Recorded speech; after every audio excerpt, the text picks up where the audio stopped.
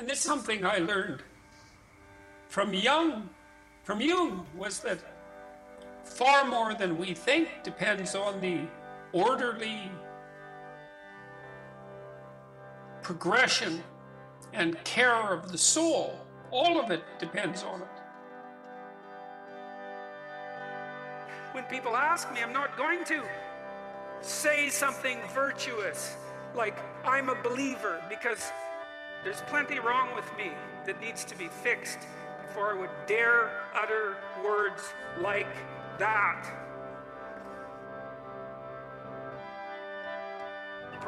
We understand to some degree that the manner in which time lays itself out has something to do with the ethics of our choice.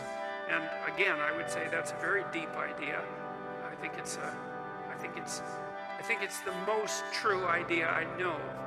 It's very emphasized, that idea emphasized in ancient religious stories such as those that are outlined in Genesis, with its strange insistence that, God is that which brings order out of chaos, formless potential, generates the world out of formless potential, and that we're somehow made in that image, which seems to me to be the case. And that the proper way, by the way, to go about acting in that image is to act in relationship to the potential that confronts you with truth and with courage, with careful articulation.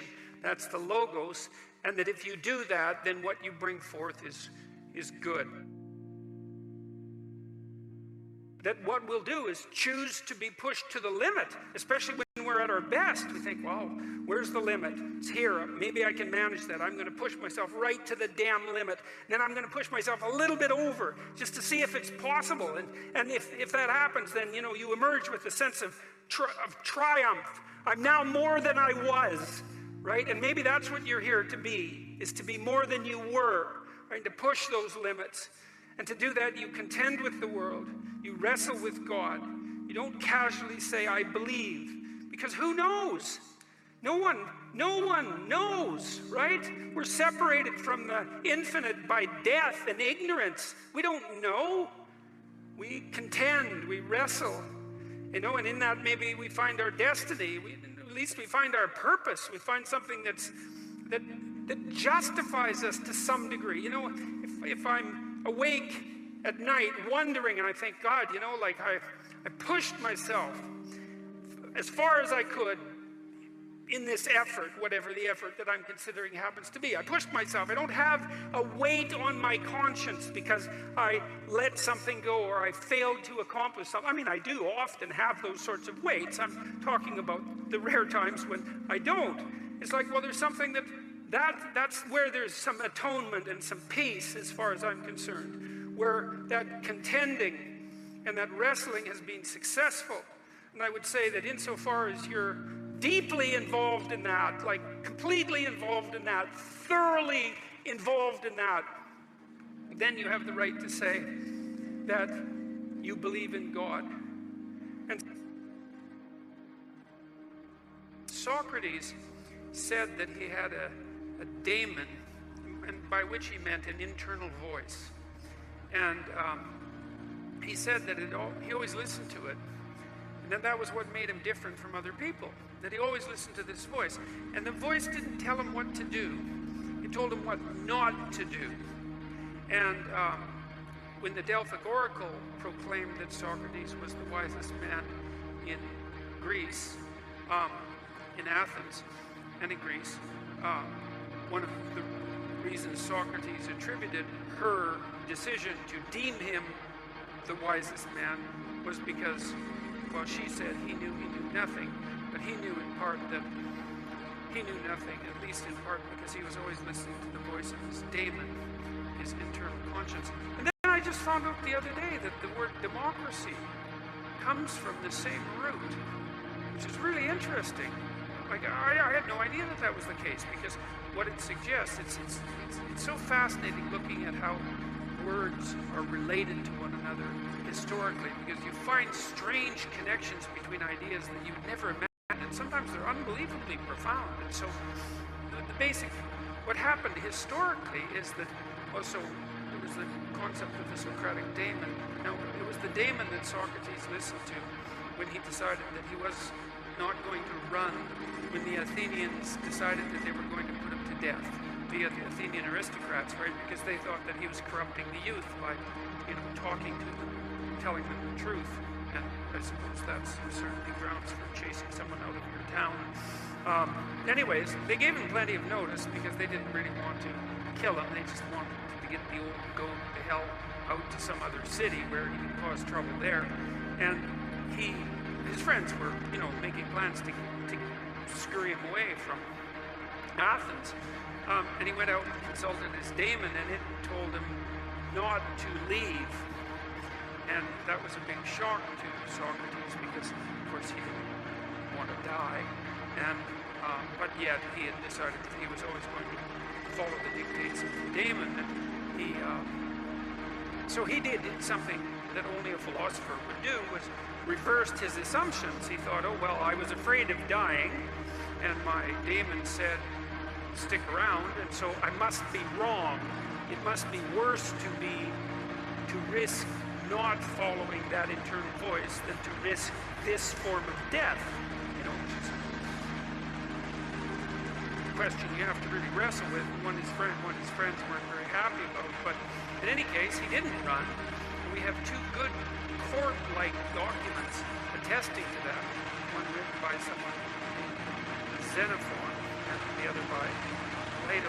They're very interesting documents. I would highly recommend reading them. They're very short. And one of the reasons I would recommend reading them, apart from the fact that they're fascinating and short, is that you also get the sense from what Socrates wrote that because he had lived his life fully, no holds barred in some sense, that he could let it go when the time came. And that's an interesting thing, because, well, it's a question I think that we all wrestle with. We should. It's like, well, is there a purpose to our life? And that's a hard question. And then, if there is a purpose, well, how is it expressed? And then, if there is a purpose and our lives are truncated, as they are, by death, then how can that purpose have significance? Those are hard questions. But Socrates' experience seemed to be that he had lived enough in his life so that when push came to shove, which it certainly did, he was able to gracefully let it go. And he attested to that with his death. And that's fairly convincing, that's a fairly convincing argument.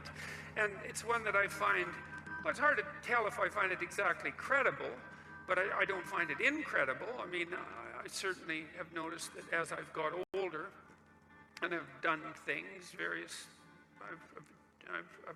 what would you say? Accomplished isn't exactly the right word. I've participated in many things that I'm pleased to have participated in them, but wouldn't necessarily go back and participate in them again.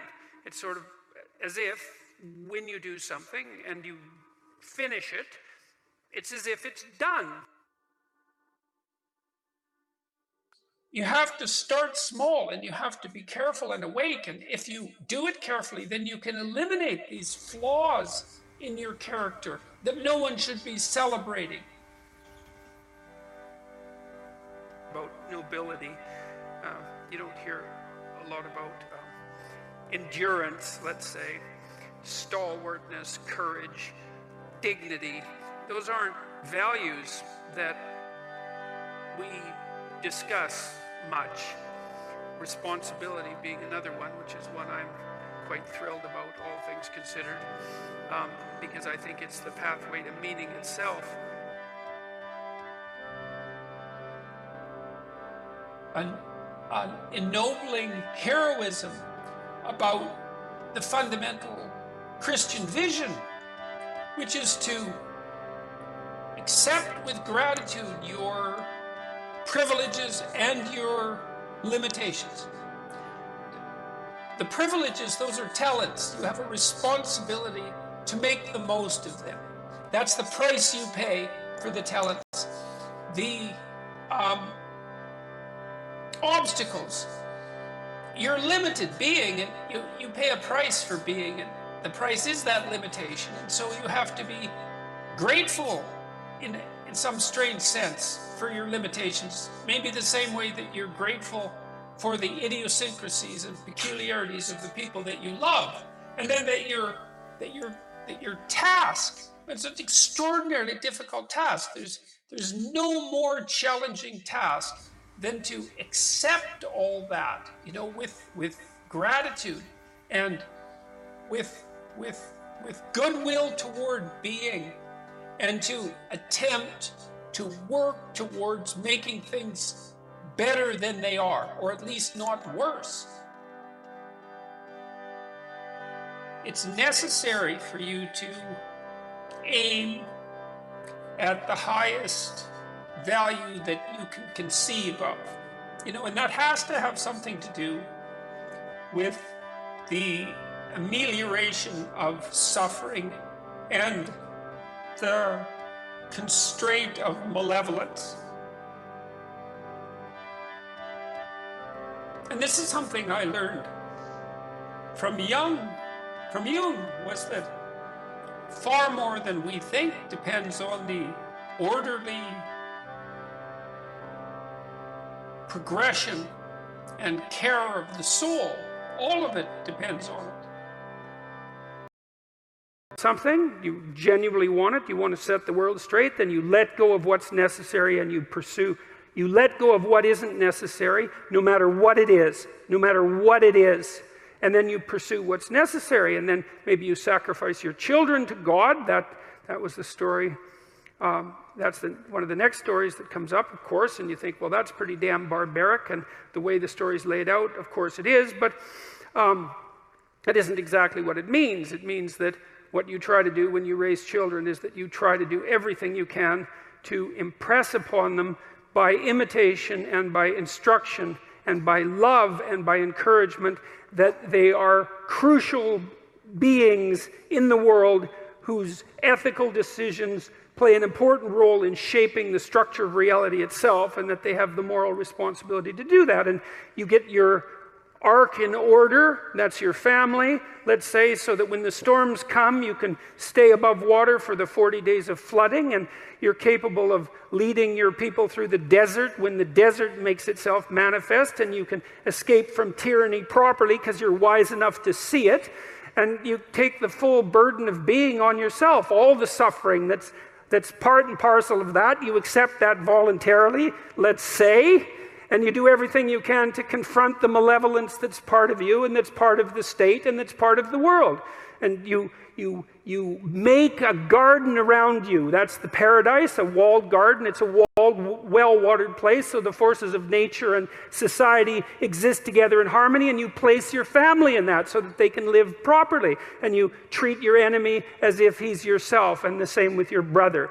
And, well, then you can say, then maybe you can say, maybe then you have the right to say that you believe in God. When people ask me, I'm not going to say something virtuous like I'm a believer, because there's plenty wrong with me that needs to be fixed before I would dare utter words like that. Do you know how to use this weapon?